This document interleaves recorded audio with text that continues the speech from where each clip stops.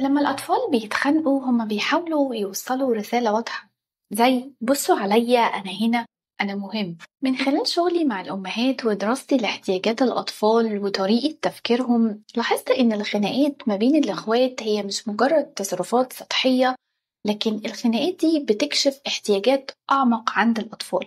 وده اللي هنتكلم عليه النهاردة، إيه هي أسباب الخناقات دي، الطفل بيكون حاسس بإيه وقتها، وليه بيختار الطريقة دي بالذات علشان يعبر عن نفسه، وأهم حاجة إزاي إن احنا نقدر نحل المشكلة دي بطريقة تخلي البيت أهدى والكل مرتاح. تعالوا نتكلم عن أسباب خناقات الأخوات. الخناقات بين الأخوات غالبا بتيجي نتيجة احتياج الطفل للشعور بالاهتمام. الطفل بيشوف إن أخوه أو أخته هما منافس ليا على حب واهتمام ماما وبابا. ساعات الطفل بيستخدم الخناقة دي كطريقة للتعبير عن مشاعره، خصوصا لو هو مش بيعرف يعبر عن مشاعره بالكلام، أو ممكن كمان يكون زهقان وعايز يلفت انتباهك. الغيرة كمان ممكن تكون سبب كبير، خصوصا لو هو شايف إن أخوه أو أخته واخدين منك انتي أو باباه وقت كبير جدا.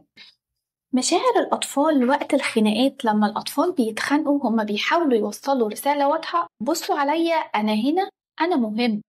الخناقات بالنسبة لهم هي الطريقة اللي بيعبروا بيها عن إحساسهم بالغيرة أو الإحباط أو الشعور بالوحدة، أو حتى الخوف من إن هم يفقدوا مكانتهم عند ماما أو بابا. طبيعي جدا، لأن كل طفل محتاج إن هو يحس إن هو محبوب ومهم زي ما هو. ليه الأطفال بيستخدموا الخناقات كوسيلة؟ الخناق بالنسبة للطفل مش بس مشكلة سلوكية، لكن هو وسيلة عنده إنه يعبر عن حاجة أعمق.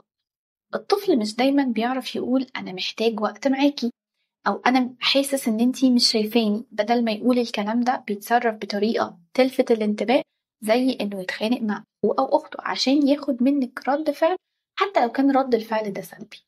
ممكن نستخدم اللعب وتشتيت الانتباه كحل لحظي.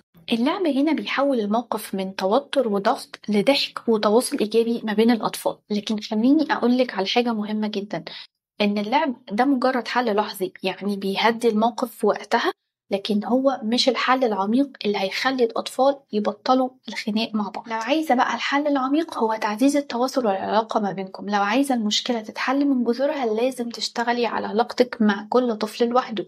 أول حاجة، وفري وقت لكل طفل يكون وقت خاص بيكون مع بعض يحس فيه إن هو مميز ومهم. تاني حاجة، ساعديهم يتعلموا إن هما إزاي يعبروا عن مشاعرهم بالكلام بدل التصرفات. تالت حاجة، ركزي على إن انتي تزودي التعاون ما بينهم بدل ما يكون في منافسة. اعملي دايما أنشطة تخليهم يشتغلوا مع بعض كتيم وورك، أو لعب جماعي أو فريق مع بعض. الحلول دي بتخليكي أو بتركزي أكتر فيها على إن انتي تفهمي بشكل عميق جدا احتياجات الطفل النفسية، وده اللي بيحقق تغيير حقيقي في علاقتك بأطفالك ويخلي البيت أهدى بكتير. الخناقات بين الإخوات مش لازم تبقى هي مصدر قلق لينا كأمهات وأباء، لكن فرصة عظيمة جدا إن احنا نفهم أولادنا أكتر ونزود التواصل في العلاقة ما بيننا وما بينهم. اللعب بيكون بداية كويسة جدا، لكن الحل الحقيقي إنك تشتغلي على إنك تفهمي مشاعرهم وتعلميهم إن هم يعبروا عنها. لو عندك أسئلة أكتر عن الموضوع ده، اكتبيه في التعليقات.